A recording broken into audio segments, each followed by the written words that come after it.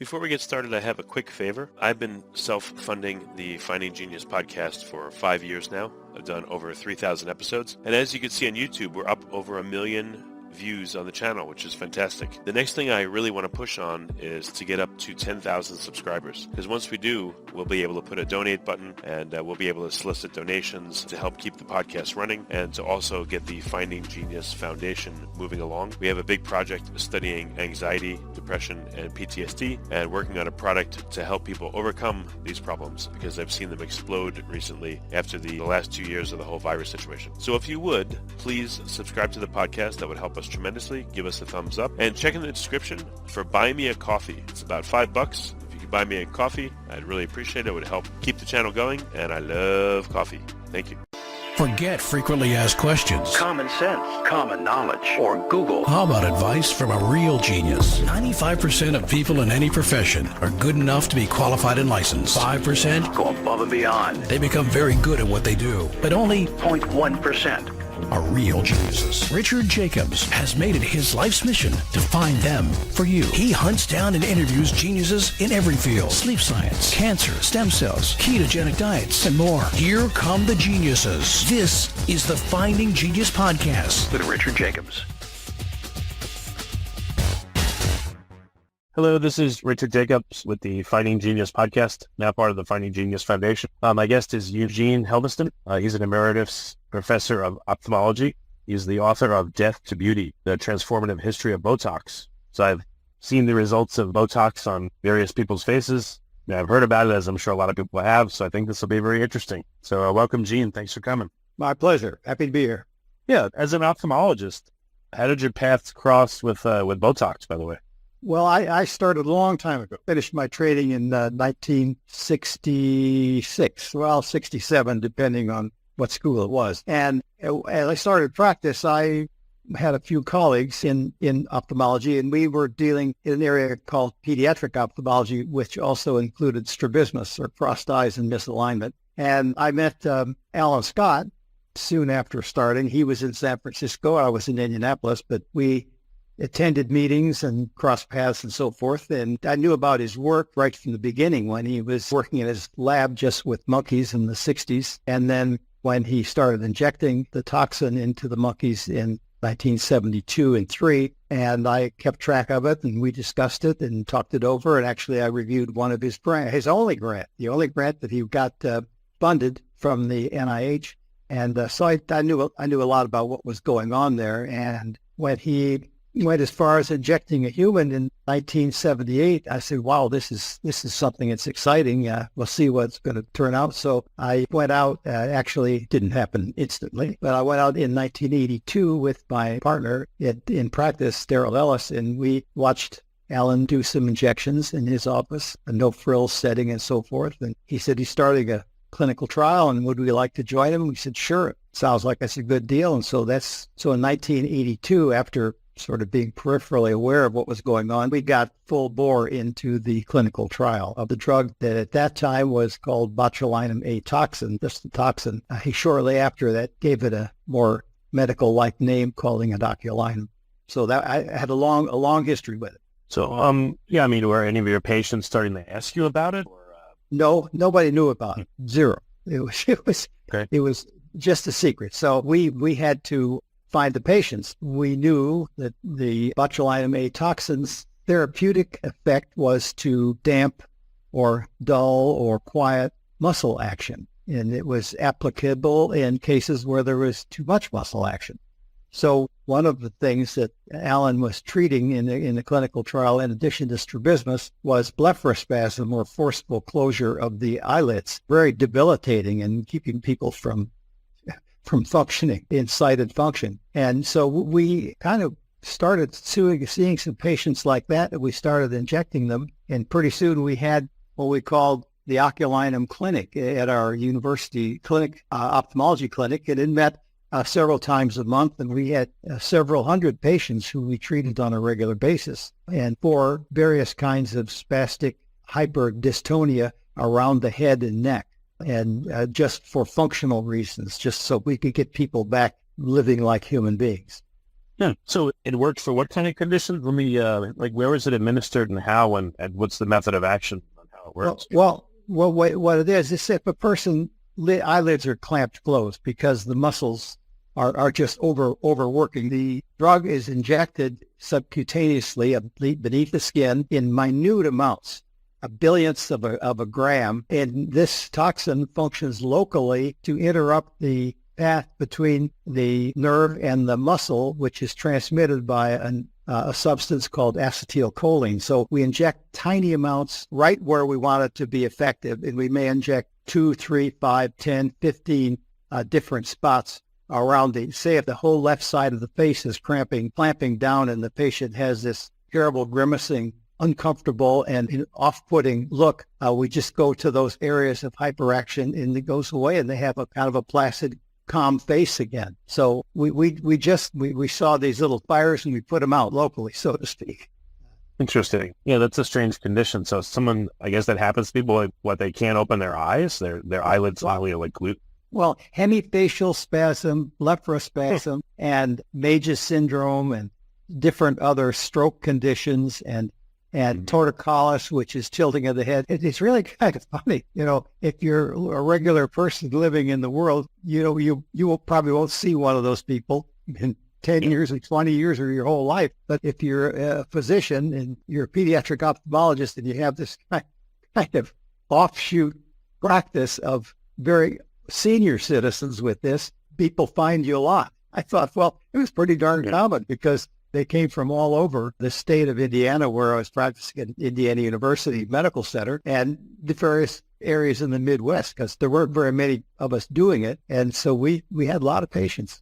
Yeah, that's crazy. That must be a very scary thing if you can't open your eyelids. It's a very scary thing, and people don't understand it, and you don't know why it happens, and I don't know why it happens. It just does. And other things in spastic limbs from cerebral palsy and some conditions, some muscle conditions where that, and even writer's cramp, where your fingers get all cramped up, or musicians' dystonia, where people are playing a flute or a clarinet or something, or a piano, and their fingers get all cramped up and they can't move them. So there's any place a muscle is overactive and doing more of and different things than you'd like it to do, this drug can be applicable and very effective. Why does it work? It's I guess it temporarily paralyzes some of the muscles that would, let's say, keep the eyelids closed. How does this work? Or wherever, or whatever the muscle is doing, whether the muscle is causing a hyperactive bladder, whether it's causing cramps and tonicity and in your hands and arms, or it's causing you to have a tic or a tremor and so forth, the Botox or botulinum A toxin injected right at the site acts to deactivate this substance called acetylcholine. It is a little bit like having a room with too many lights and you don't like it. All the lights work. There's no question about that. They work too well. And all the power comes because the electricity works, but you want to get the room a little bit more habitable by cutting out half of the lights. What you do is you unplug them. And so when you unplug the lights are still normal. They need to be plugged in, and the electricity source is still available, but it's just not being used. And that's what happens with Botulinum. It goes in and it knocks off just some of this mediating substance, which is equivalent of unplugging a certain muscle and keeping it from acting on our nerve, unplugging the nerve and keep it acting on the muscle. So that's kind of not too different from the whole area of medical in pharmacology and drugs. The drugs have a target of some place in the body to do some specific thing with a time duration and an amount of spread and so forth. So that's really all botulism, toxin, oculinum, or Botox, all the same. It's just a very powerful targeted drug, which happens to be effective in billionths of a gram. So it's the most, if you get too much, you're dead. It unplugs your breathing and you stop living. So it's the world's most lethal toxin as far as the amount that will be fatal, but it's very manageable if you dilute it the proper amount. So was the first applications for these kind of conditions, and then who made the connection where it could, I guess, make skin look less saggy, the cosmetic aspects of it? Who figured that out? there's two ways, a long form and a short form. I'll go quickly with the long form.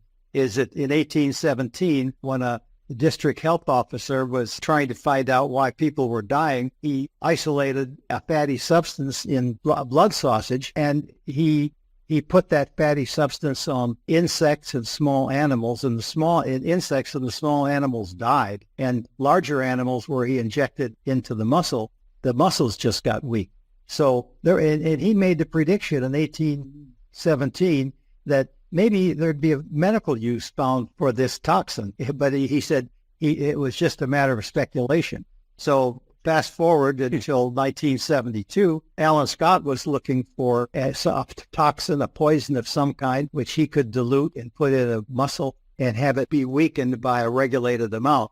And he tried a lot of them, and they either too strong or too toxic or not strong enough. And he found out that people knew that this botulinum toxin was in existence, but it was just sent out by one man who had worked in the Biological Warfare Center in Maryland in 1943. And he was giving it out for different researchers in basic science. And Alan heard about it, and he said, I'll try it, and it worked. Well, with a lot of care and tenderness on his part by careful dilution, stabilizing, and freeze-drying it.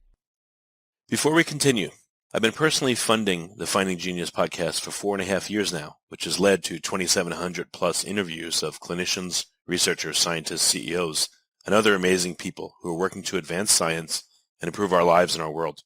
Even though this podcast gets 100,000 plus downloads a month, we need your help to reach hundreds of thousands more worldwide. Please visit findinggeniuspodcast.com and click on Support Us.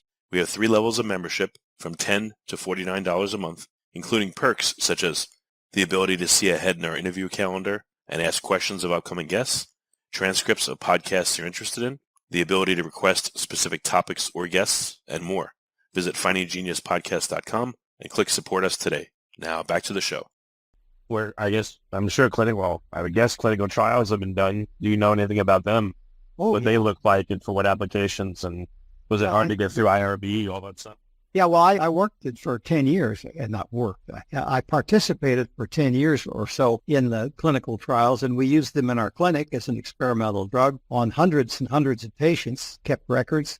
The patients knew that this was an experimental drug or under evaluation. We didn't charge them for the drug, although we did end up having to pay for it because Alan was funding the clinical studies on his own. And his money just wasn't there. So there was a lot of effort by a few hundred other people like us, plus Alan, very big time in his clinic, work done on this. So we kept records, and the margin of safety, that's the first thing they do in a drug is make sure whether it's safe, and the margin of safety with the botulinum toxin was gigantic. Therapeutic dose would be 5 units, and the LD50 for a 70 kilogram human was 3,000 units. So there's a big range. And so it wasn't a dangerous drug to use, but it was kind of tricky because we had to figure out where to put it, when to put it in, and how often to repeat it if we did. Okay. And then what has been the advancements with Botox over the past 50 years now, from the 70s on? Well, in 1978, it went in humans. By 1989, it was approved for children 12 years and older for strabismus, blepharospasm, and muscle spasm around the head and neck. And then it was sold to Allergan Pharmaceuticals in 1991, and they put it on the market. And when a drug is approved, you can, of course, use it for the approved indications, but you can use the drug off-label based on its safety and dosing recommendations. And so most of the additional, probably more than 24 different health applications for Botox have been done, and many of them have been later approved by the FDA, but not all. So most of the use of Botox was off-label. It was just used by people knowing how the drug works and what it did, and they can say, well, I'm going to apply it to writer's cramp. I'm going to apply it to a spasm of the vocal cords. Or I'm going to apply it to over-chewing bruxism, where you clamp down on your jaws and give yourself a TMG, the TMG, joint disability and pain and so forth. So everywhere, and people just, dentists use it. And then, of course, they knew, and Alan knew that it had an effect on wrinkles, but he just wasn't interested in that. And so Gene Carruthers from Vancouver, BC, spearheaded the cosmetic use of it, and judicious application is useful, and it's probably the largest single treatment in the cosmetic industry worldwide. And people do it, and it works. How long does it last for? Or does it depend on the application? In strabismus, it can last 3 months or a little bit longer. And in cosmetic applications, 3 or 4 months. It's useful in all things migraine headache. So 155 units, quite a 31 different small places where it's injected. That'll last up to 4 or 5 months. Injection in the palm or in the armpits for hyperhidrosis or excess sweating, that may last as long as 6 months. So each one of the applications has a duration at least 3 months and sometimes more before the effect wears out and you have to do another injection. Is there a lot of research going into other applications of it, or, because it was off-label, did the quote-unquote like free market just come up with most of them? Well, the free market came up with most of them. There's research going on to find out more stable molecules that would have less chance of building immunity, because anytime there's a protein related as a binder or carrier you can get immune to it and so forth. And there are, of course, studies, to find out more longer acting types of Botox, but it's there are 2 branches, the basic research part, but the clinical part is just people think, well, maybe we'll try this for this thing or that thing or the other thing. And it's a pretty harmless, safe thing if it's going to wear off in a while if it wasn't effective or it didn't work, or even if you had more weakness than you wanted, it's not going to be a permanent thing. So, but people just don't go at it willy-nilly. And probably you are aware, or most people are aware, sometimes in the cosmetic use of it, people go a little overboard and they end up with these masked faces with no wrinkles, no expressions, no anything and so forth. Or maybe an injection gets maybe a little bit off balance around the mouth and something, and you can have a drooping lid, which people would be pretty unhappy to have to put up with that. Yeah, that would be terrible. Yeah. But it does go away. That's the good news. The bad news is it goes away because you have to do it again if it worked. The good news, bad news, is that it goes away if you got more effect than you wanted. And how is it created nowadays? Is it harvested from, let's say, bacteria or? Same old way. It's an organic substance, and it comes from, it comes now, and it always has from the beginning of time, from the bacterium Clostridium botulinum, which is a gram-positive rod, and without any really exceptional characteristics other than it is spore-forming, which a lot of others are too, actually, which makes it be able to withstand harsh environments. And the unique thing about it is this bacterium secretes an exotoxin, the world's deadliest toxin, that would be, and it can secrete the toxin without destroying the cell. And a cell that has been protected in a spore doesn't produce toxin, but when the cell gets in an optimal environment, say for a food that has the bacterium in it and it's been cooked but not cooked not cooked long enough or hot enough, and then the food is left out at room temperature, and then these bacterium can grow like gangbusters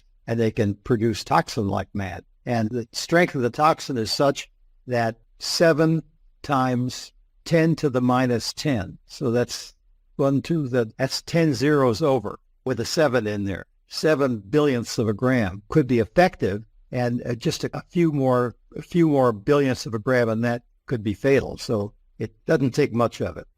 Yeah, that's crazy.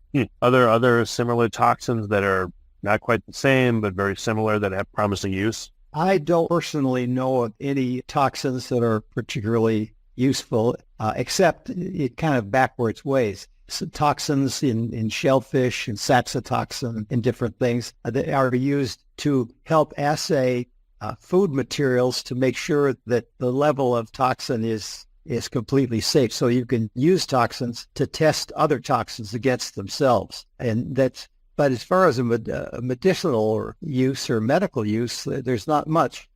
Toxins were used it's in the book, as a suicide option for the pilots of the U-2 planes. That was toxin, which is a shellfish toxin, which is way much less toxic than botulinum toxin, but it's still pretty powerful. But no, Botox and botulinum toxin is pretty much in a class by itself.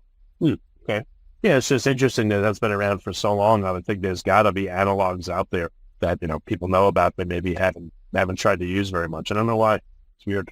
Well, there's been a steady progression of studies in it, beginning in 1822 and carried out, but just it's been very slow and measured, where the toxin got a name, and then the bacterium was found, and then the toxin was sort of purified, and then the toxin was really purified, and then once it was really purified, then the laboratory experiments could be done very carefully and exactly, but the real step forward wasn't until Allen decided to try it on the human, and then he had to really be careful that the dosage was accurate and could be monitored precisely. And so he sort of brought this whole situation to a head in a perfect understanding by doing this. And he used a toxin, a culture that had its origins in 1943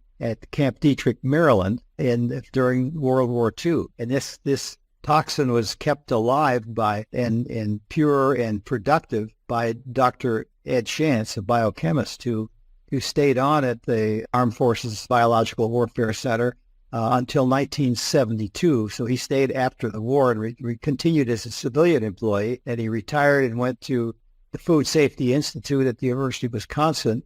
And he had this toxin, this culture the whole time. And so when he gave Alan Scott his first cultures, it was like maybe the third or fourth generation from the original one at Camp Detrick, but it was still the same stuff. So it's just kind of a small family of the toxin cultures.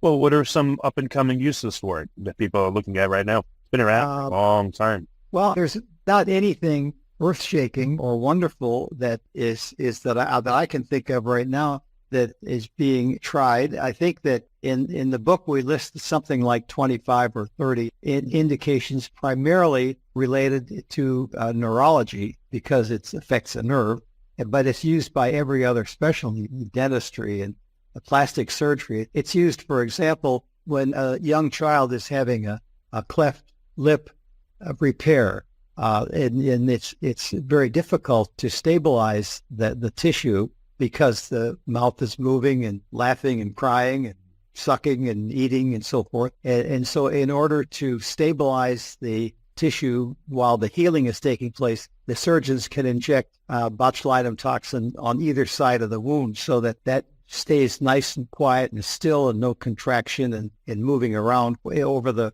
days and weeks while the initial healing is taking place. So there are things like that, and people are getting better and learning more about the cosmetic applications and when and how to use them and how to deal with, well, there are not really many complications, how to get better at it. And there are, in some of the specialties, in dermatology has a special course for some students who elected to learn just about cosmetic applications and so forth. So they're just small and incremental things that are being done without any big efforts or big programs and so forth, but just there's a lot of it being used on the treatment front. So it's not a great big bang, but there's a whole lot of little whispers that end up being a multi-billion-dollar industry worldwide. Any nearly successful attempts where it looks like it should have worked, but it didn't for some reason, but maybe it opens the door for questions on how could something maybe modified or similar have the same effect? Well, not that stand out and are exceptional in and of themselves, but, backing up just a little bit, that I think that it isn't all understood or appreciated very much, but the fact that this toxin, which has been around for 150, almost 200 years, and it had a gradual progression over this time, with more being learned about it. But in 1961, a guy finished training. From day one, he said, well, I'm going to work half a day in the laboratory and a half a day in the clinic seeing patients and making a living, because he ended up having 5 kids and living in the San Francisco area.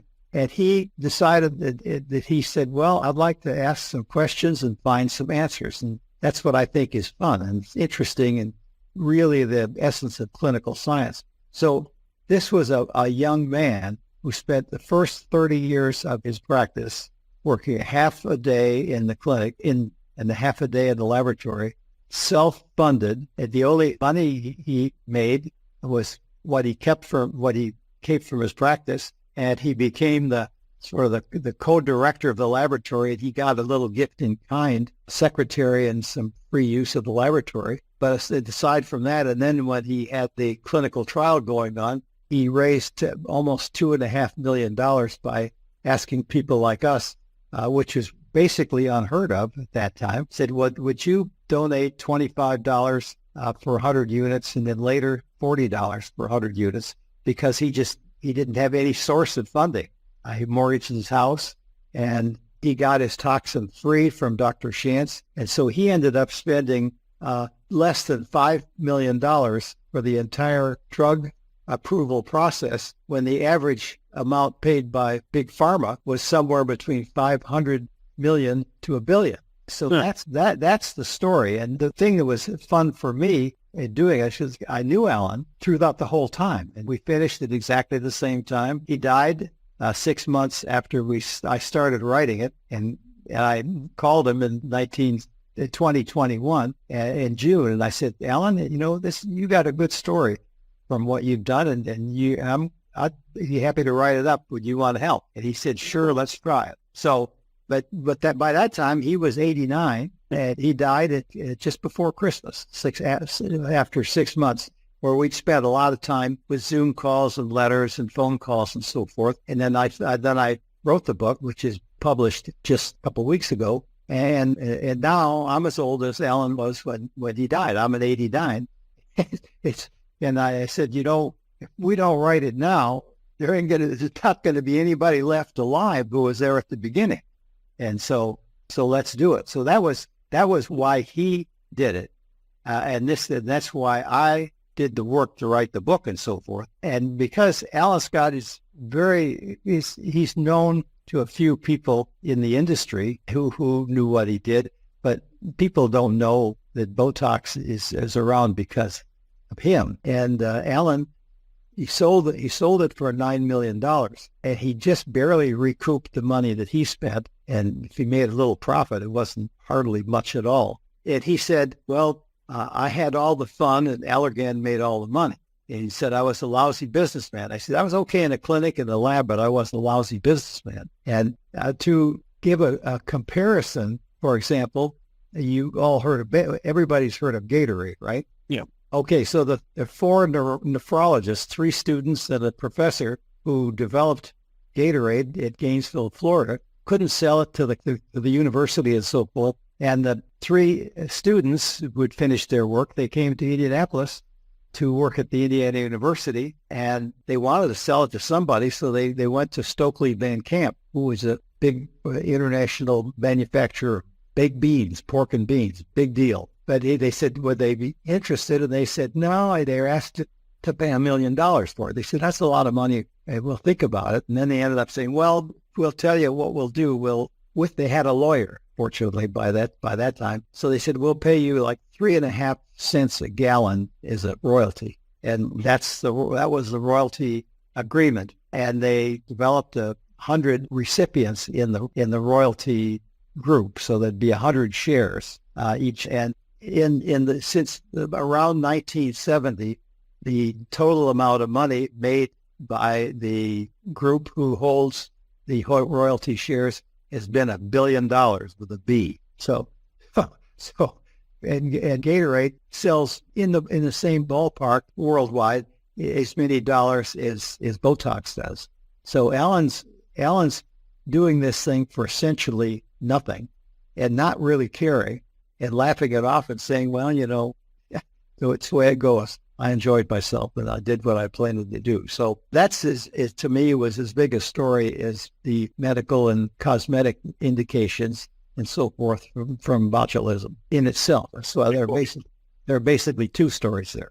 Okay, very cool. So, all right. So people can get the book, and it's called Death to Beauty, The Transformative History of Botox. That's correct. It's published by the Indiana University Press, and it went on sale on January 30th. They should call it like Hold That Smile, The History of Botox, because it's frozen. Well, I don't know if you've ever been involved in it. Naming a book is a slippery slope. I know, it's difficult. Yeah. And this is my fifth book, and I think I've already sold more of these than all the other books put together. That's cool. Yeah, but no, and I'm not doing this to make a living. I had a day job, and I worked until I was 77, and I enjoyed every minute of it. But the writing is fun, and I enjoy it. But if you do it, it's nice. It's nice that people buy them, and it's nice even if you can cover your costs, because it's not cheap to do it either. But it was enjoyable, but my goal was to have this book be a tribute to my friend Alan Scott, who deserves really cool. recognition. Yeah, that's really, really cool. Well, very good, Gene. Thank you so much for coming on the podcast. And you said you've written a number of other books. Where can listeners get your books? Where can they find out more about you as well? Well, they can go to eugenehelveston.com is my author's website, and all the books are there except the medical books. I wrote several of those, but that's another life. Yeah. But all the books are there describing them and how they can get it and so forth. And there's also a feature called Uncle Barney, which is a little blog thing of seniors and super seniors talking to each other about some interesting stuff. So the eugenehelveston.com website is where you can find out about me if anybody's remotely interested. Excellent. Well, thanks so much for coming, Gene. I really appreciate it. Well, thanks. It's been my pleasure. You have a great day. Thanks. If you like this podcast, please click the link in the description to subscribe and review us on iTunes. You've been listening to the Finding Genius podcast with Richard Jacobs. If you like what you hear, be sure to review and subscribe to the Finding Genius podcast on iTunes or wherever you listen to podcasts. And want to be smarter than everybody else? Become a premium member at findinggeniuspodcast.com. This podcast is for information only. No advice of any kind is being given. Any action you take or don't take as a result of listening is your sole responsibility. Consult professionals when advice is needed.